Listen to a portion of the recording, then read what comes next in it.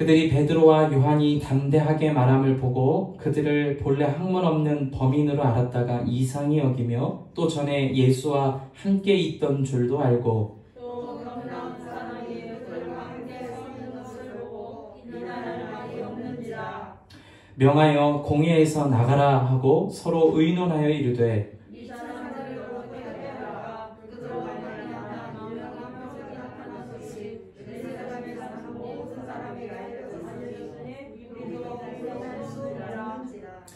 이것이 민간에 더 퍼지지 못하게 그들을 위협하여 이후에는 이 이름으로 아무에게도 말하지 말게 하자 하고 그들이 불러 경고하여 오직 예수의 이름으로 말하지 말고 가르치지 말라 하니. 베드로와 요한이 대답하여 이르되 하나님 앞에서 너희의 말을 듣는 것이 하나님의 말씀을 듣는 것보다 옳은가 판단하라. 우리는 모든 것을 말하지 아니하였사온다 하니. 관리들이 백성들 때문에 그들을 어떻게 처벌할지 방법을 찾지 못하고 다시 위협하여 놓아주었으니 이는 모든 사람이 그 된 일을 보고 하나님께 영광을 돌림이라.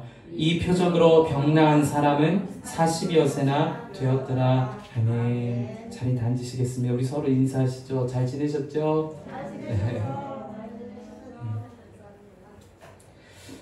비가 많이 오는 중에도 이렇게 함께 예배당에 나와주셔서 감사합니다. 여러분 그 발걸음 자체가 예배입니다. 하나님 앞에 가치 있는 마음을 드리고 발걸음을 들이셨습니다. 하나님께서 기뻐 받아주신 줄로 믿습니다. 오늘 특별히 하나님께서 오늘 사도행전 이 4장의 말씀으로 은혜 주실 때 여러분의 삶을 살려내는 말씀이기를 원합니다. 나면서부터 걷지 못했던 자가 일어난 것이 복음이었습니다. 주님께서 우리 가운데 복음의 능력으로 해결하실 줄 믿습니다. 은혜의 시간 되시길 축복합니다. 자, 우리가 지난 시간까지 사도행전의 말씀을 보면서 수주간 동안 한 사건에 지금 머물러 있습니다. 그 사건은 나면서 걷지 못했던 자가 일어났던 일입니다. 그리고 그 가운데 역사의 통로였던 베드로와 요한이 솔로몬의 행각에 올라서 설교하던 중에 감옥에 갇히게 되고 사내들인 공회에 불륜받게 되었던 것이었습니다. 사내들인 공회는 사람이 죽고 사는 문제를 결정하던 재판 기구이기도 했고 종교적인 기득권을 가지고 있었던 이들이 자신의 마음대로 사람에게 처벌을 가할 수 있었던 기득권 세력이기도 했습니다. 그런데 놀랍게도 베드로와 요한은 그 사내들인 앞에 섰을 때에 조금도 두려워하지 않았습니다. 불안해하지도 않았습니다. 우리 집안이 이제는 망했구나 슬퍼하지도 않았습니다. 무엇이 그들에게 담대함을 주었는가? 그것은 성령 충만에 있었던 것입니다. 여러분, 저는 어렸을 때부터 많은 부흥 집회나 예배 때 성령 충만에 대한 이야기를 많이 들었습니다. 시간이 지나면서 신학생이 됐을 때 성령 충만 외치는 것이 조금 비이성적인 것은 아닌가? 너무 쉽게 신앙생활을 이야기하는 것은 아닌가? 때로는 너무 막연한 것은 아닌가 생각하기도 했습니다. 그런데 사도행전의 말씀을 읽어가면 읽어갈수록 참으로 놀라운 것은 성령 충만해야지만 세상을 이기는 것이 보이는 것입니다. 그러므로 사랑하는 성도 여러분의 삶이 저는 무엇보다도 성령 충만한 삶이 되시기를 바랍니다. 베드로와 요한의 담대함은 기도를 통하여 주님의 약속하신 성령을 덧입는 것이었습니다. 어떻게 그 기도를 할 수 있었던 것일까? 그것은 예수 그리스도와 그분의 말씀을 정말 믿었기 때문인 것입니다. 다시 오실 메시아라고 아는 것에 멈췄던 것이 아니라 정말 믿었기에 기도했던 것이고 그랬기에 성령 충만을 힘입어 담대하게 살았던 것입니다. 우리가 사는 인생은 저보다 여러분이 잘 아실 거예요. 결코 녹록지 않습니다. 그렇죠? 산과 산이 높을수록 골이 깊듯 높이 치솟는 것 같다가도 어떻게 그렇게 쉽게 주저앉는 것이 우리의 인생입니까? 사랑하던 사람을 잃기도 하고 때로는 꿈을 잃기도 하고 생애에 중요한 가치 있게 여기던 것을 상실하는 것이 우리의 인생입니다. 큰 상실 중의 상실은 믿었던 자녀나 부모나 사람에게 배신을 당하기도 하고 외면을 당하는 상처를 입기도 하는 것입니다. 그런데 이런 인생을 사람들 중에도 광풍이 부는 듯한 정말 그러한 상황 속에서도 흔들리지 않고 세워진 집처럼 반석 위에 든든히 세워진 이들이 있습니다. 무엇 때문에 가능할까? 흔들리는 것에 소망을 둔 것이 아니라 반석 대신 예수 그리스도를 바라보게 하시는 성령의 충만한 사람이기에 가능한 것입니다. 저는 어려서부터 그러한 분들을 참 많이 배웠습니다. 이상하게도 사업을 크게 하시다가 가세가 기울었던 이들, 믿음이 있었던 분들은 쉽게 절망하게 되기도 합니다. 그런데 가난하던 분들이 정말 불치병이 걸렸음에도 얼굴빛 하나 변하지 않고 예배당에서 쓰러질지언정 하나님을 향한 소망 속에 기쁨으로 사시는 분들을 정말 많이 보았습니다. 무엇이 환경에 구애받지 않고 삶의 승리를 주시는 비결이었을까요? 예수 그리스도를 정말 믿는 믿음, 그것을 가능하게 하시는 성령의 충만함이 있었던 것입니다. 베드로와 요한은 바로 그러한 상태 가운데 있었습니다. 죽고 사는 문제, 성공과 실패의 문제로 보일 수 있었던 사내들의 공의 앞에서 그들은 끝까지 담대했습니다. 여러분, 담대함은 세상에서 얘기하는 헛된 자랑이나 허영심, 자신을 뽐내는 것을 말하는 것이 아님을 기억하시길 바랍니다.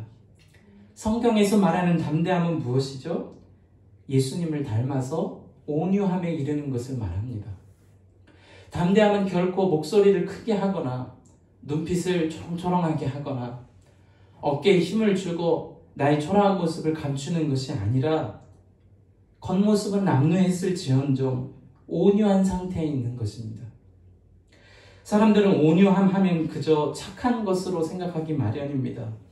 여러분, 그러나 아닙니다.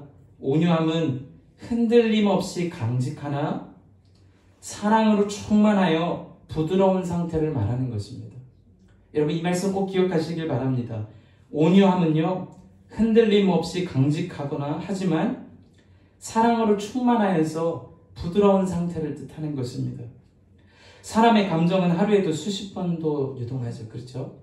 아침에 일어날 때 상쾌하게 일어났다가도 잠시 잠깐의 문제만 있으면 마음의 상태가 아주 지옥이 되는 것이 우리의 사람입니다. 뿐만 아닙니다. 삶에서 일어나는 다양한 고통의 문제는요, 우리의 감정, 우리의 삶을 완전히 피폐하게 만들어버립니다. 생각해보면 우리의 삶이 피폐한 이유는 상황 때문이 아닌 것 같아요.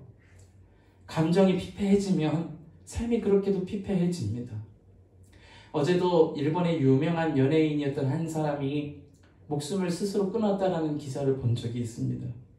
인기도 많고 명예도 얻었고 돈도 있었고 젊음으로 미래에 대한 창창한 꿈도 있었던 그가 왜 인생의 마지막을 그렇게 허탈하게 끊었던 것일까?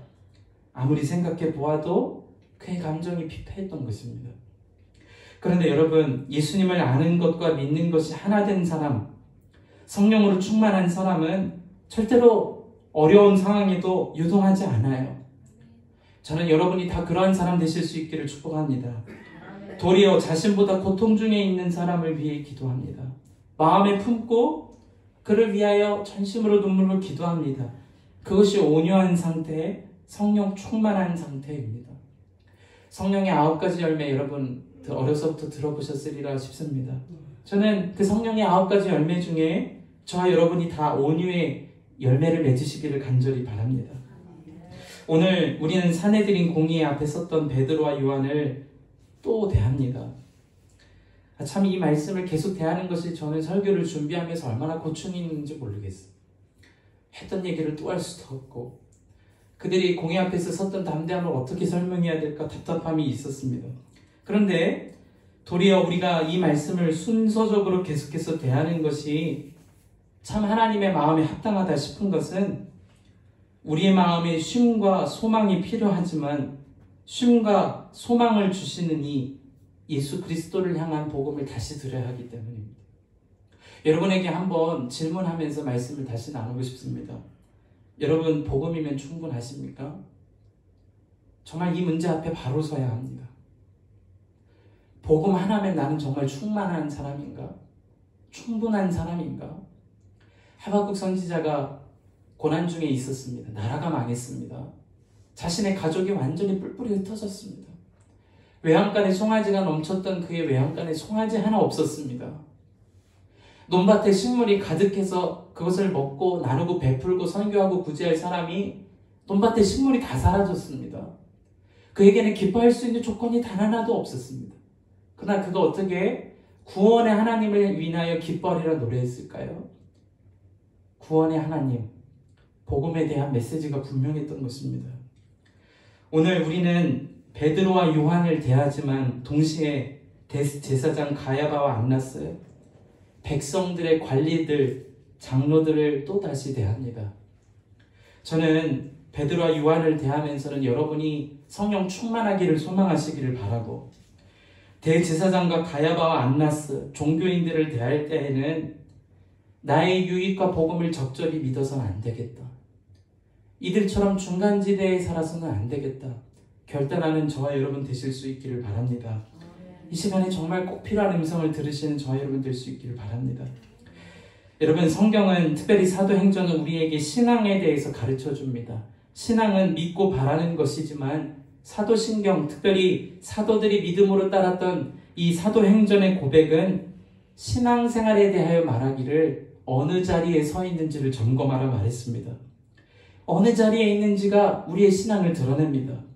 예수님은 이렇게 말씀하셨어요. 내 안에 거하라, 나도 너희 안에 거하리라. 무엇을 말씀하시는 거죠? 우리의 신앙이 예수님 안에 있으면 잘하는 신앙인 것이라는 것. 예수님 안에 거하여 있는 우리의 인생의 상태가 되면 잘하고 있는 거라는 것입니다. 왜 그럴까요? 예수님이 그 다음에 이렇게 말씀하셨어요. 내 안에 거하라. 그리하면 나도 너희 안에 거하리라. 여러분, 이것이 성령의 충만함 아니겠어요? 우리 교회에도 포도나무가 있습니다. 가끔씩 전지를 해줘야 된다고 하더라고요. 열매를 맺으려면 2마디를 남겨놓고는 꼭 잘라야 된답니다. 그래야 영양분이 열매를 맺을 수 있는 가지까지 꼭 흘러간다는 것이죠. 그런데 여러분 한번 상상해 보세요. 나무를 전제한 가지를 테이프로 나무가지에 붙여놓는다고 하여 열매를 맺을 수 있을까요? 그렇지 않습니다. 올곧이 가지가 나고 잎이 나고 꽃이 피고 열매 맺는 나무가 열매를 맺을 수 있습니다. 무슨 말이에요? 겉 모양만 나무에 붙어 있으면 열매 맺을 수 없지만 정말 나무에 붙어 있으면 연결되어 영양을 공급받고 열매를 맺는 것입니다. 그러니까 진짜 주님이 기뻐하시는 신앙생활, 우리의 삶에 열매 맺는 신앙생활이 되려면 겉으로만 주님께 붙어 있어야 해서는 안 되는 것입니다. 우리의 속사람과 중심이 복음이신 예수 그리스도에게 붙어 있어야 열매 맺게 되는 거예요. 내가 예수 안에 거하고 주님이 내 안에 거하셔야 살 힘을 얻게 되는 것입니다. 저는 인생을 살면서 여러분보다는 짧은 인생이지만 참 다양한 고난을 겪었습니다. 육체의 문제, 관계의 문제, 삶의 기반이 흔들렸던 문제들, 부모님의 여러 가지 상실과 아픔들, 가족 간의 여러 가지 고통들을 많이 겪어보았습니다. 그런데 참 감사했던 것은 한 사람도 그 가운데서 뛰쳐나간 사람 없이, 한 사람도 그 가운데 좌절한 사람 없이, 한 사람도 복음을 포기한 사람 없이 웃으며 지나갔던 것입니다.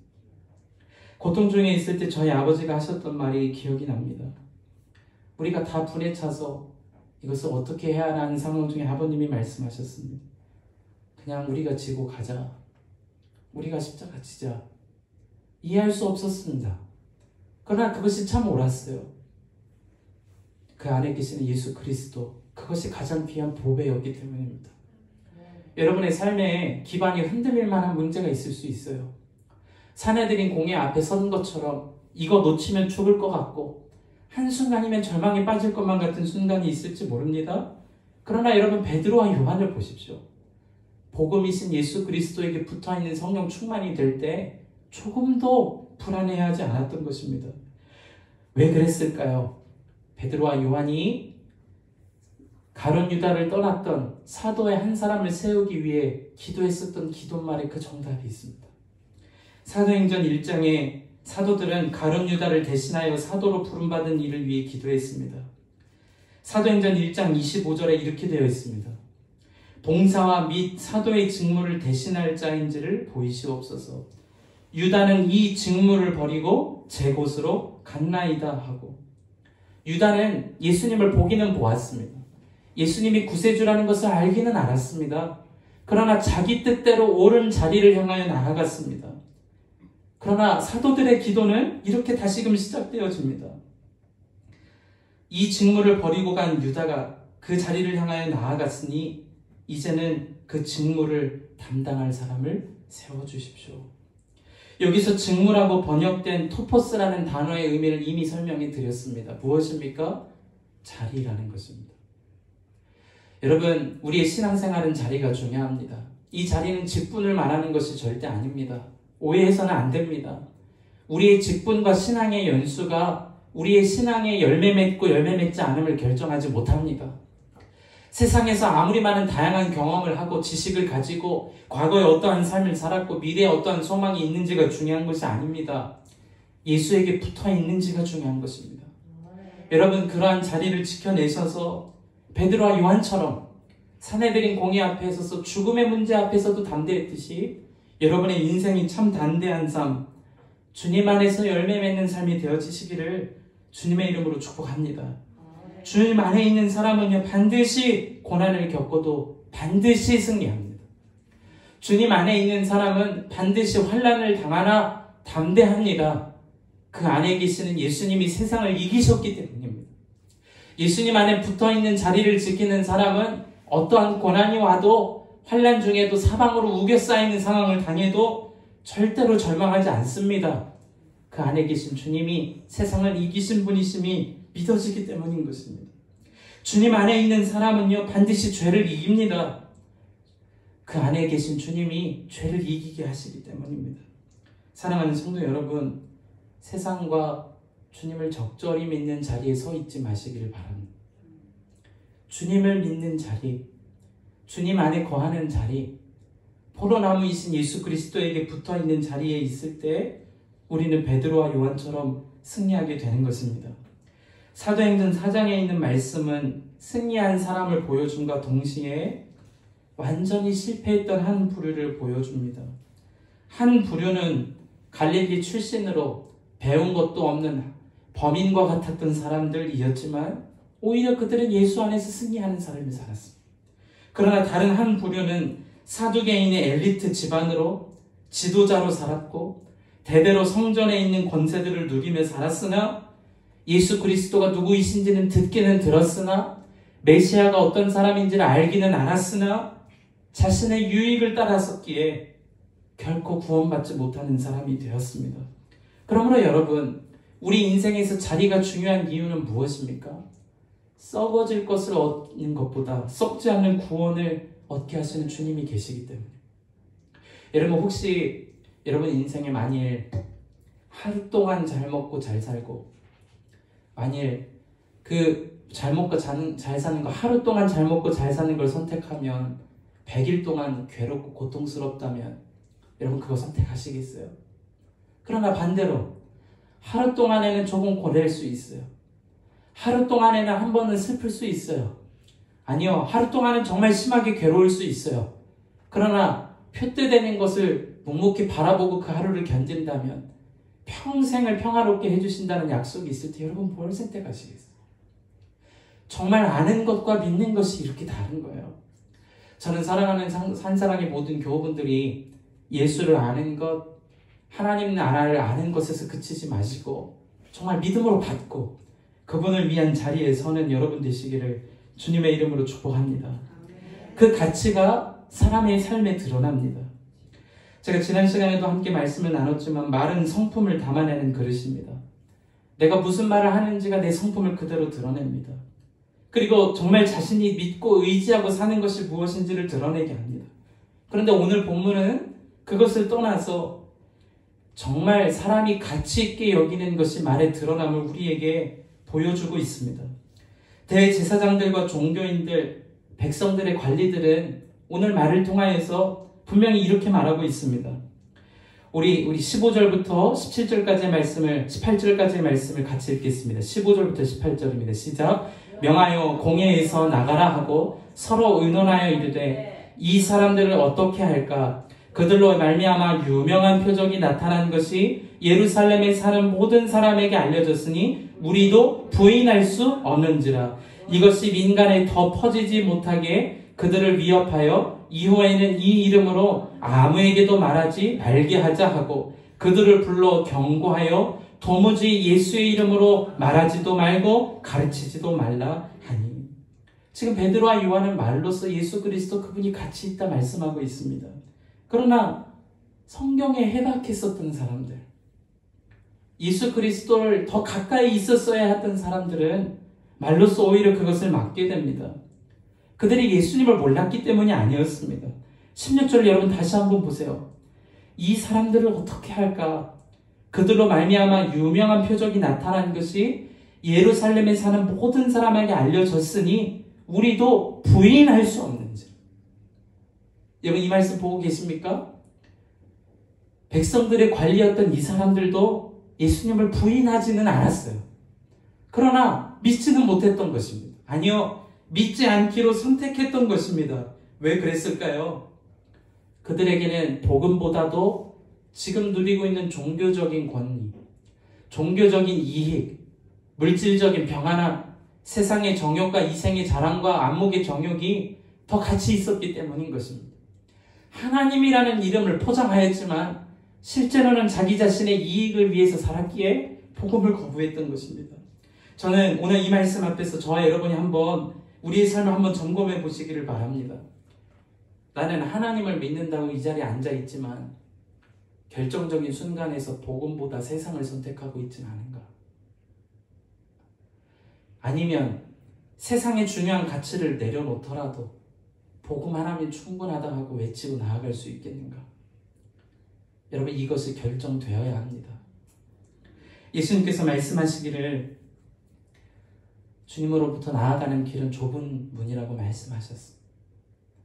여러분 하나님 나라가 결코 넓고 편안하고 쉽게 대충 가는 길이 아님을 기억하시길 바랍니다. 좁고 협착하여 그 길을 지나가는 자가 적다고 하셨습니다.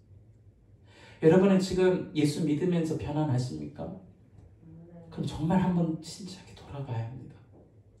저도 마찬가지이고 여러분도 편안한 상태라면 이거 정말 잘 가고 있는 거 맞습니까? 복음과 세상을 겸하여 섬길 수 있는 것입니까? 예수님께서 말씀하셨습니다. 물질과 재물과 하나님을 겸하여 섬길 수 없다는 것입니다. 이 말은 물질만을 말하는 게 아니에요. 세상 유익과 하나님 나라의 유익을 겸하여 누릴 수 없다는 것입니다. 따라서 하시죠. 세상의 유익과 다시요. 이 땅 나라의 유익과 하나님 나라의 유익을 겸하여 누릴 수 없습니다. 여러분 이것을 아는데 멈추지 마시고 정말 믿음으로 살아내시기를 정말 주님의 이름으로 축복합니다. 15절부터 18절에 그들은 예수님이 누구신지를 알았어요. 그리고 베드로와 요한을 형벌에 처하지를 못합니다. 왜 그랬을까요? 말씀에 이렇게 되어 있습니다. 우리 21절의 말씀을 한번 같이 읽어볼까요? 21절입니다. 시작. 관리들이 백성들 때문에 그들을 어떻게 처벌할지 방법을 찾지 못하고 다시 위협하여 놓아주었으니 여기까지. 그들에게 가치는요 사람들의 시선에 있었던 것입니다. 하나님의 시선을 두려워하지 않으면서 사람들의 시선을 두려워했던 것입니다. 여러분 어느 자리에 있는지가 이렇게 중요합니다. 하나님의 편에 서 있는 사람은 사람의 시선보다 하나님의 시선을 두려워합니다. 하나님의 편에 있는 사람은 육신을 멸할 수 있는 사람을 두려워하지 않고 영혼까지 멸하실 수 있는 분을 두려워합니다. 하나님을 정말 믿는 사람은 이 땅에 있는 유익보다 하나님 나라에 있는 유익을 위하여 정말 사는 것입니다. 저는 이 종교인들처럼 우리가 하나님과 세상을 겸하여 섬기듯 적절히 믿지 말고 정말 복음이면 충분합니다 노래하는 저와 여러분 다 될 수 있기를 주님의 이름으로 축복합니다. 우리의 가치가 완전히 드러나는 것입니다. 여러분 참 유명한 영화입니다. 엔드 오브 스피어, 창 끝에서라는 영화인데 짐 엘리엇이라는 선교사의 일생을 소개하는 영화입니다. 여러분 그 영화를 보신 분은 알겠지만 실화를 바탕으로 그려진 영화이고 여러 번 소개가 되었던 것으로 기억합니다. 참 촉망받는 젊은이였습니다. 의대를 나왔고 사람들에게 이미 유망했던 젊은이로 알려져 있었던 사람이었습니다. 그가 그의 친구들과 함께한 아마존 유역에 있었던 선교 부족을 선교하기 위하여 그 땅에 나아갑니다. 헬기를 타고 그곳에 선교 물품을 적재하고 그들의 의료 지식을 다시금 정리해두고 그들에게 전할 복음을 그 땅에 있는 언어들로 준비했을 것입니다. 헬기가 땅에 떨어지는 순간 그들은 복음의 복자 얘기하지 못하고 가스펠의 쥐자 얘기하지도 못하고 그 부족의 창 끝에 죽임을 당합니다. 그들의 본토에 있었던 신문 기사가 정말 수백 부가 배부되었습니다. 이 얼마나 허망하고 안타까운 죽음인가. 이 얼마나 어이없고 소비적인 죽음인가.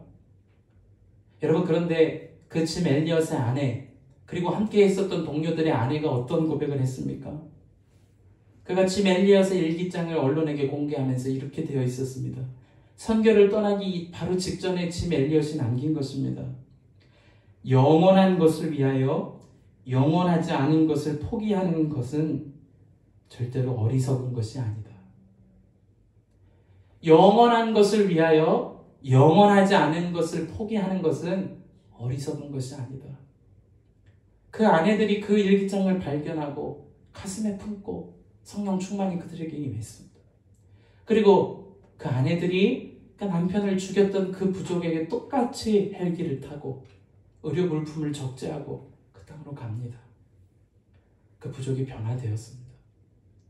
여러분, 저는 여러분에게 선교의 열매가 있었음을 설교하는 것이 아닙니다. 영원한 것을 위하여 영원하지 않은 것을 포기하였던 한 사람의 고백이 그의 아내를 살렸습니다. 그리고 그 땅 가운데 있는 죽은 영혼을 살렸습니다. 그 땅만을 바라보고 살던 사람들의 눈을 하나님의 나라가 있음을 바라보는 눈으로 바꾸었던 것입니다.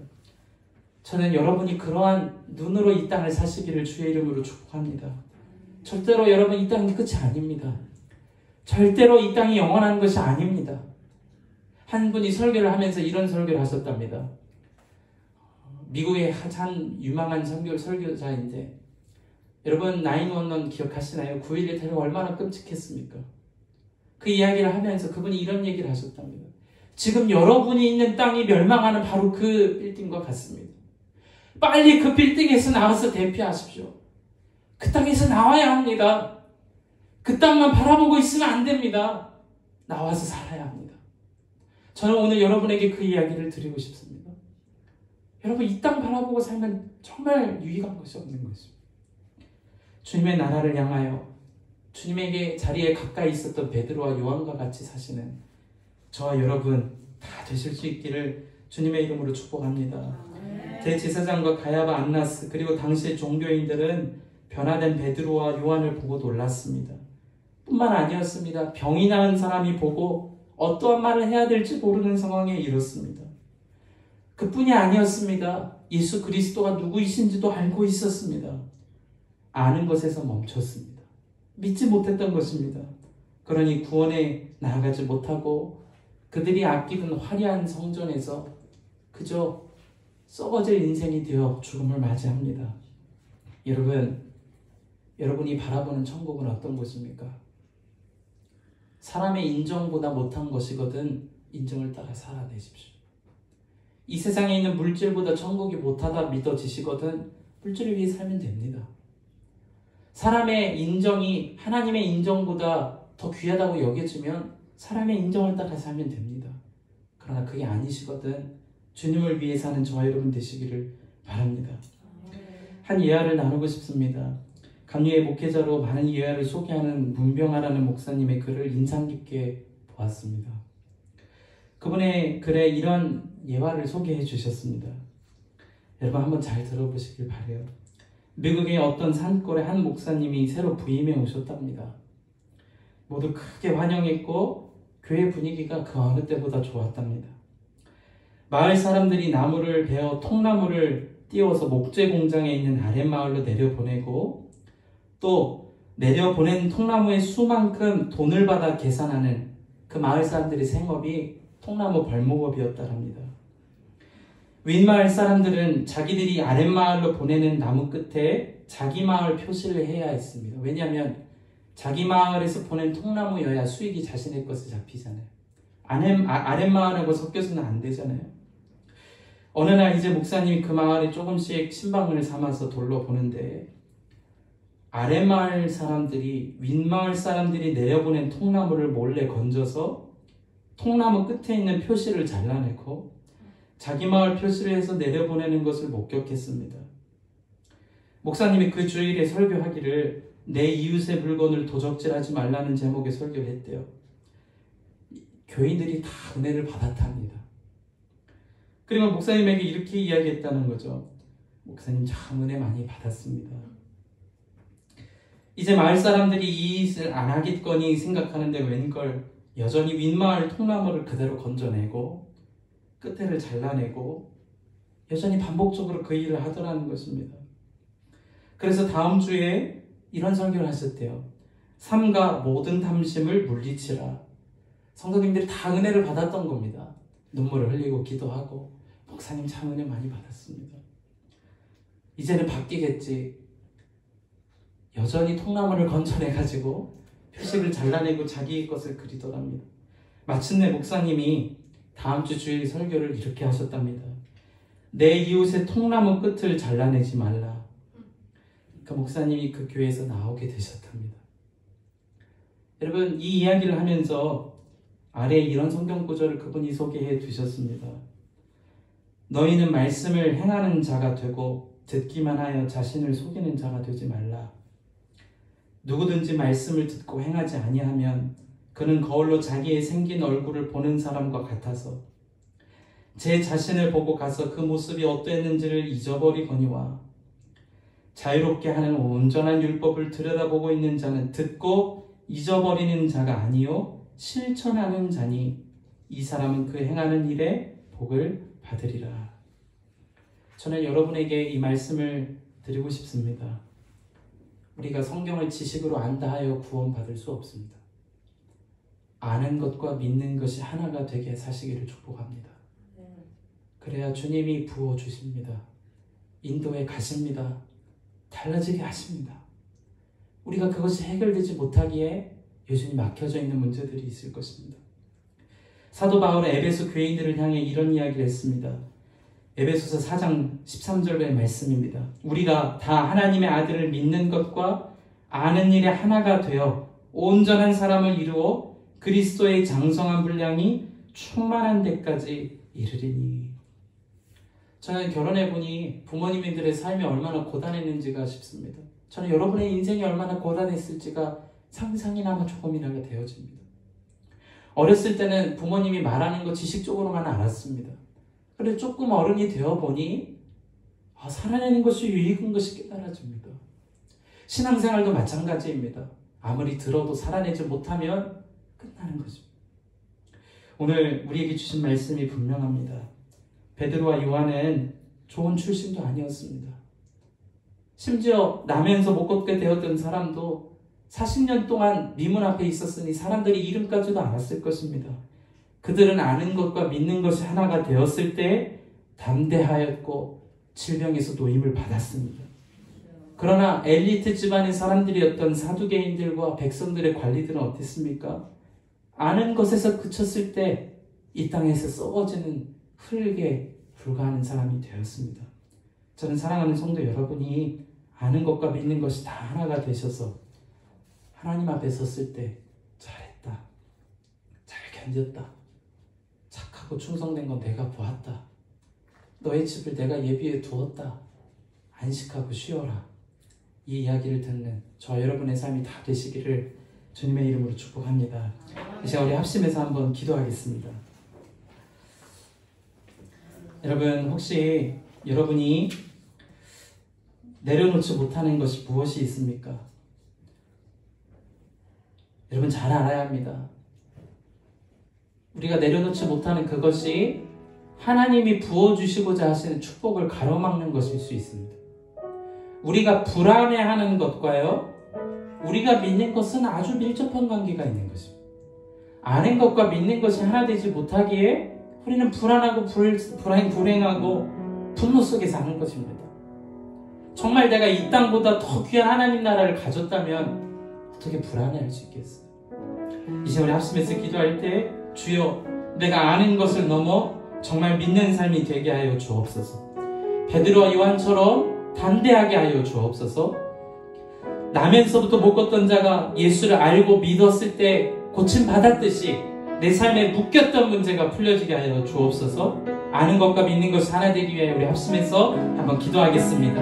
은혜와 사랑이 충만하신 거룩하신 하나님, 그렇습니다. 오늘 주신 말씀 앞에서 우리의 삶을 돌아봅니다. 제사장들 또 당대의 엘리트층들은 예수님이 누구신지 알았지만 믿지 않았다가 그들이 멸망하였지만 하나님, 그 나사렛 출신의 보잘것없었던 베드로와 요한, 그리고 나면서부터 못 걸었던 사람, 하나님 그 사람을 하나님 예수 그리스도 알고 믿었을 때 완전히 고침받은 줄로 믿습니다. 그들이 담대하게 일생을 살았던 줄로 믿습니다. 하늘 소망을 품으며 승리하는 삶을 살게 된 줄로 믿습니다. 사랑하는 한 사랑의 모든 교우들을 그렇게 축복하여 주소서. 아는 것과 믿는 것이 하나가 되게 하여 주소서. 기쁨이 넘치게 하시고 감사가 넘치게 하시고 분노가 사라지게 하시고 하나님 불안이 사라지게 하시고 구원받았다, 천국을 소유했다라는 감격 속에 우리 모두가 그렇게 살아갈 수 있도록 은혜를 더하여 주옵소서. 이 말씀이 살아 역사하시는 주의 음성이 되게 하셔서 마음속에 날마다 역사하여 주옵소서. 좋으신 하나님 감사합니다. 우리에게 천국을 허락해 주심에 감사를 드립니다. 주여, 우리의 신앙이 아는 것에서 그치지 않기를 원합니다. 아는 것을 뛰어넘어서 믿는 것이 하나가 되게 하여 주옵소서. 베드로와 요한이 아는 것을 넘어 믿었을 때 참 제자가 되었듯이, 그리고 남에서 못 거들었던 사람을 이렇게 세우는 능력자가 됐듯이 우리의 삶이 그렇게 되게 하여 주소서. 남에서 못 걸었던 사람, 40년 동안 안진뱅이였던 이가 예수를 아는 것을 넘어 믿었을 때 일어났듯이 우리의 삶이 그로 인하여 일어나게 하여 주옵소서. 주여, 성령께서 친히 충만하게 하여 주사 아는 것과 믿는 것이 하나가 되게 하여 주옵소서. 이루실 주님께 모든 영광을 올려드리며 살아계신 예수 그리스도의 이름으로 간절히 기도하옵나이다. 아멘.